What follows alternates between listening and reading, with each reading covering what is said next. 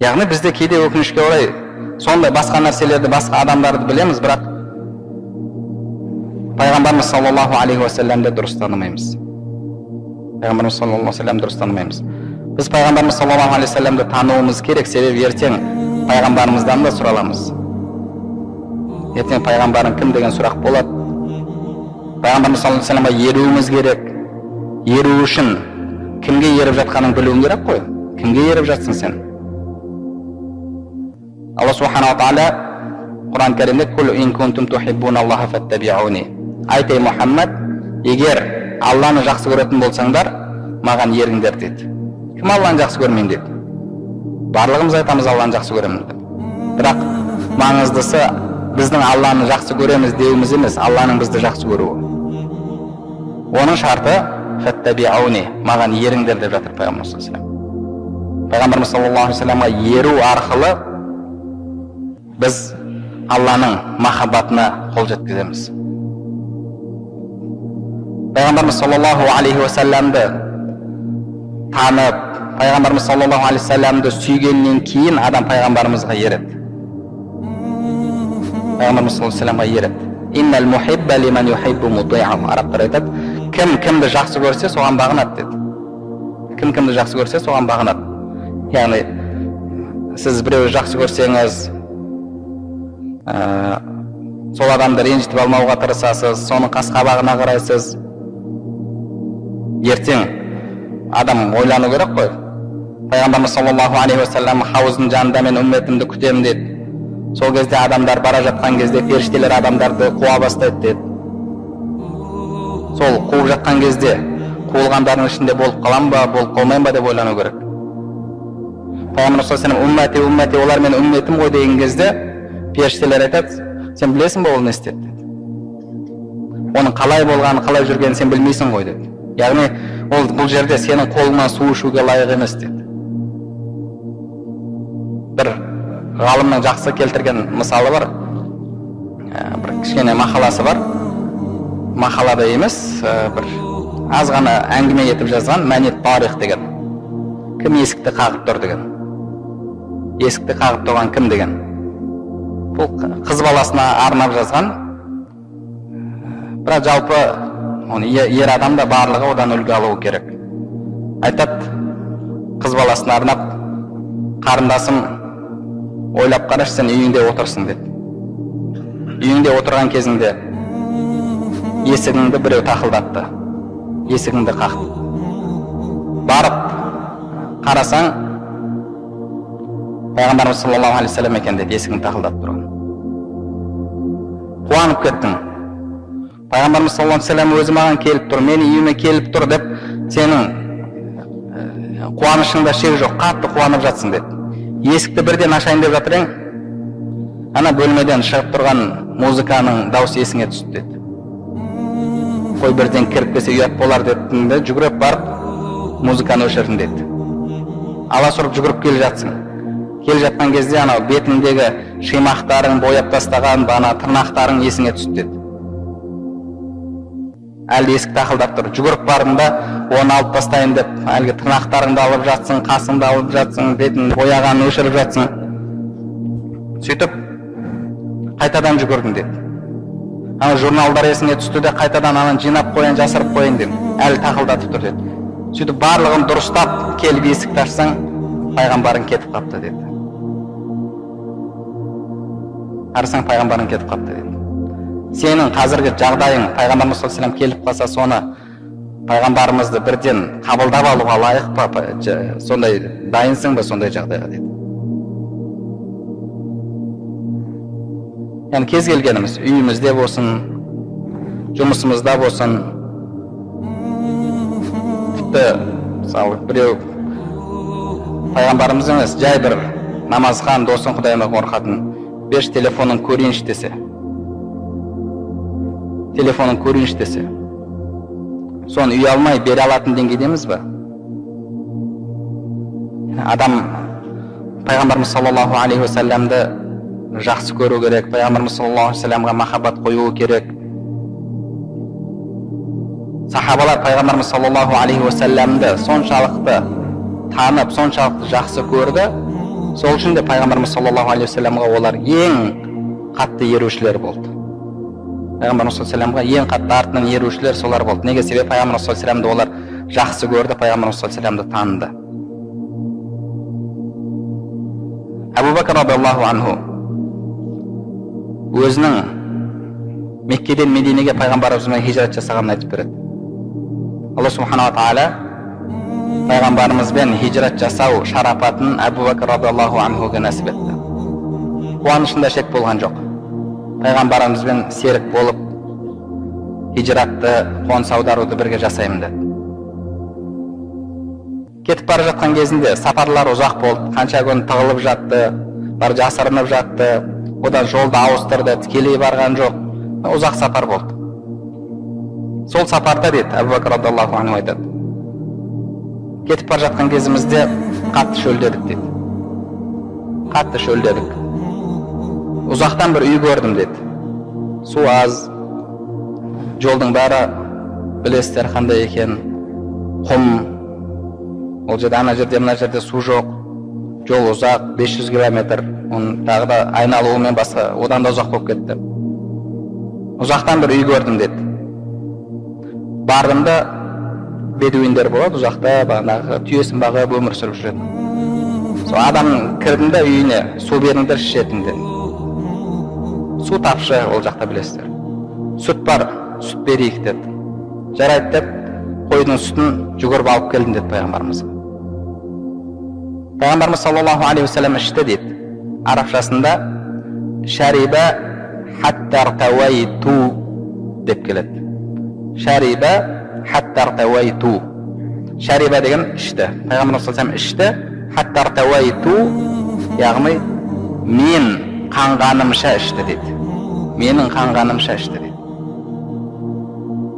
Пайғамбарымыз саллаллаху алейхи вассаламның шөлдеп тұрған, пайғамбарымыз саллаллаху алейхи вассаламның тамағынан сүт өтіп, тамағының жібігенін, шөлінің басылғанын көрген кезде, мен пайғамбарымыз саллаллаху алейхи вассалам ішіп тұрғанын, шөлінің қанғанын көріп, өзім шөлімді ұмытып қойдым деді. Пайғамбарымыз саллаллаху алейхи вассалам мен қанғанымша, менің қанғанымша ішті деді. Өзі қанғанша деп тұрған жоқ. Ананы көріп тұрып, өзінің шөлдеп тұрғанын ұмытып қойды. Яғни қандай махаббат пайғамбарымыз саллаллаху алейхи вассаламға деген. Хубайб радиаллаху анху мүшриктердің қолына түсті. Мүшриктер айтты, қарашы сен деді, осы Мұхаммед үшін, Мұхаммедтің жолы үшін қиналып жатсың. Қалайсың ба? Қазір сенің орнында Мұхаммед болып, сен Мұхаммедтің орнында болсың. Ол үйінде әйел бала шағасымен бірге деді. Сонда Хубайб радиаллаху анхудың айтқаны, мен пайғамбарымыз саллаллаху алейхи вассалам сол отырған жерінде аяғына бір тікеннің кіргенін қаламаймын деді. Өзі өлейін деп жатыр, оны қинап жатыр. Сол жерде өлдірді оны. Кейін сол жерде болған, кейін исламға келген сахаба оны баяндап берді бізге. Осындай жағдай болған еді сол жерде. Сонда өлейін деп тұрып, бір тікеннің кіргенін қаламаймын деді. Пайғамбарымыз саллаллаху алейхи вассаламға деген махаббат. Билал радиаллаху анху пайғамбарымыз саллаллаху алейхи вассалам қандай жақсы көрді. Пайғамбарымыз саллаллаху алейхи вассалам дүниеден өткеннен кейін Мединеде қала алмады, қиналды. Бұлай жүрсе пайғамбарымыз жүрген көшелер есіне түсіп, бұлай жүрсе пайғамбарымыздың тұрған жері, мына жаққа, яғни барлық көшенің қуыс-қуыстары, барлық жерлері пайғамбарымызды есіне түсіріп тұрды. Сөйтіп қиналып, бар Абу Бакр радиаллаху анхуға айтты, мен жіберші деді. Жоқ, қайда барасың, барма деді. Жоқ, мен қала алмаймын деді. Егер сен мен кезінде Алла разылығы үшін азат еткен болсаң, онда мен жібер деді.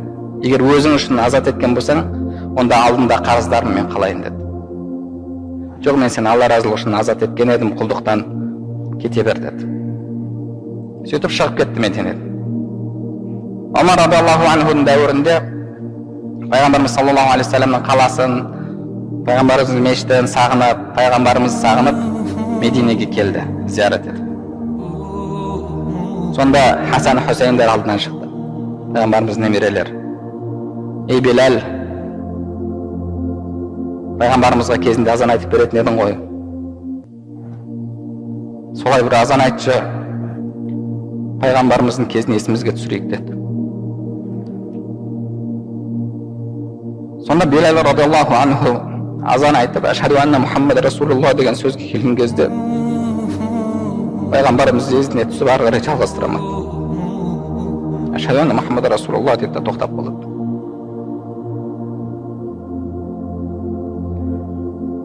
Бүкіл сахабалар, Мединедегілер көшеге шығып пайғамбарымыз саллаллаху алейхи ва саллям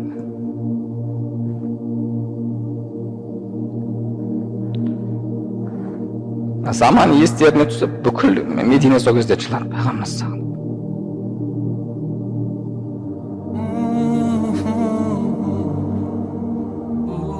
Саубан радиаллаху анху, пайғамбар саллаллаху сахабасы,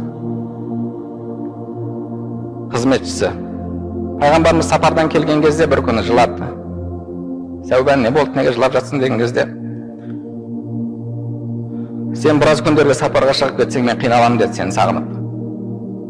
Ертең жәннатта сен басқа жоғарыда деңгейде боласың, мен басқа жақта боламын. Қазір қиналып жатырмын, ертең жәннаттағы жағдайымды есіме алған кезде қатты қиналдым деп. Сонда пайғамбарымыз саллаллаху алейхи ва саллям әл-мар'у ма'a ман ахаб.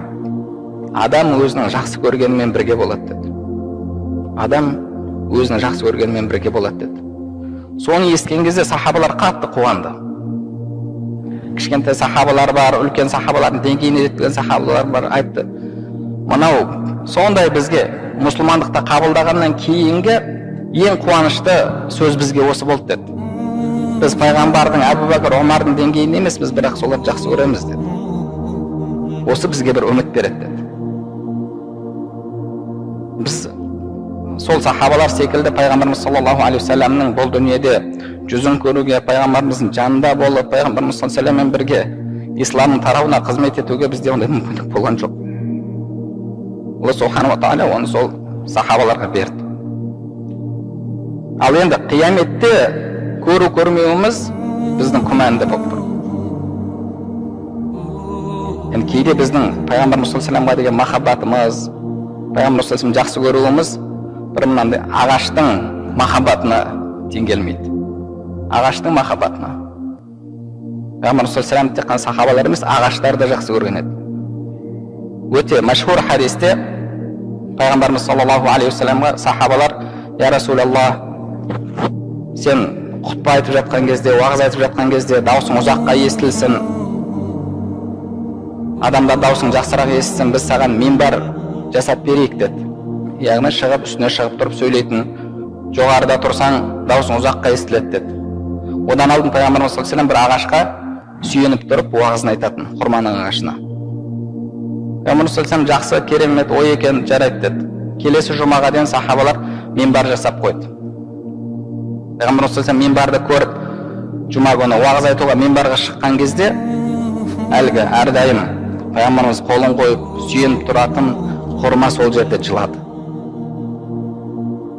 Пайғамбарымыз жанынан өтіп кетті. Пайғамбарымыз саллаллаху алейхи ва саллям маған сүйеніп тұратын еді деп қиналып сол ағаш жылады. Мешіттегі сахабалардың барлығы естіді, күңіреніп кетті мешіт.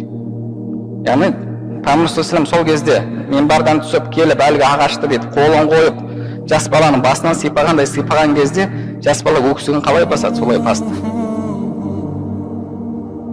Ағаш жылады пайғамбарымыз саллаллаху алейхи ва саллям жақсы көрген.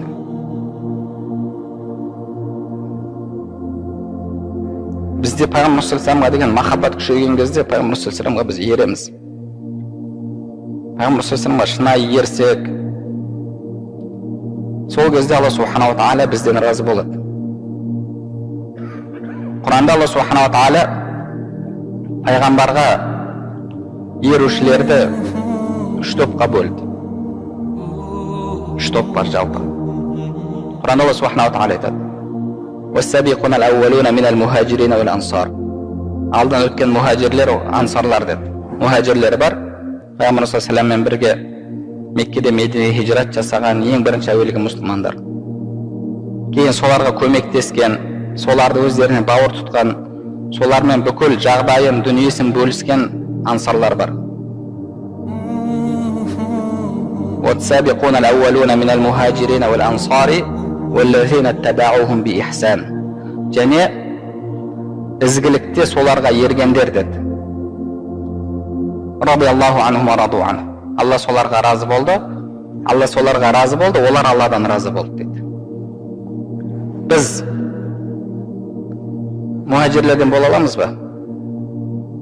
Бола алмаймыз мұхажирлерден. Болды, кетті. Ансарлардан бола аламыз ба? Ансарлардан бола алмаймыз. Бірақ үшінші жол бар, бұл қияметке дейін жалғасатын жол.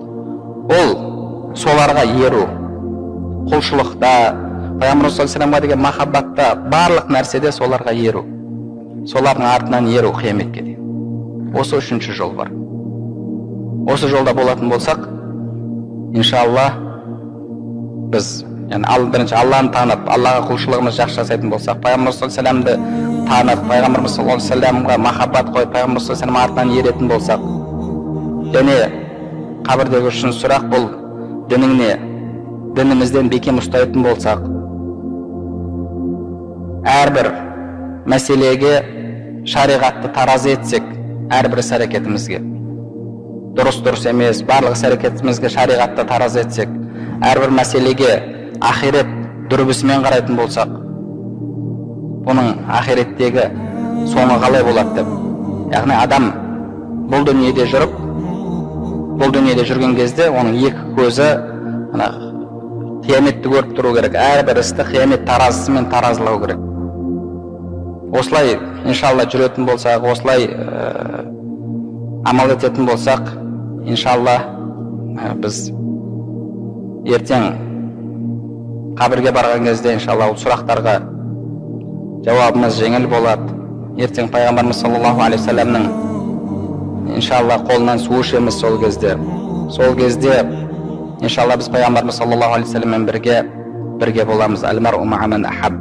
Адам кімді жақсы көрсе сонымен бірге болады деді. Яғни Пайғамбарымыз саллаллаху алейхи вассаламды жақсы көріп, дүниеден өтетін болсақ, Пайғамбарымызға еріп, жақсы көрудің белгісі еру. Жақсы көрудің белгісі ол еру. Ермей әшейін жақсы көрем деген сөз бұл бос сөз. Бұл бос сөз.